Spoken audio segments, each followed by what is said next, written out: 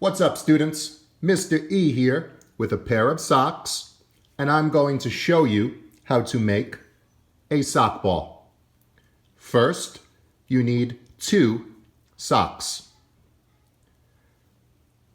You will put the socks together in a pair.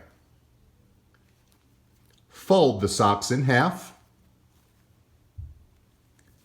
After you have folded the socks in half, you are going to take the outside sock and roll the outside sock over while pushing the rest of the sock inside.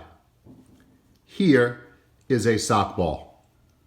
For our activities this week, please make the amount of sock balls that we ask, whether it be 1, 2, or 3 sock balls. Thank you.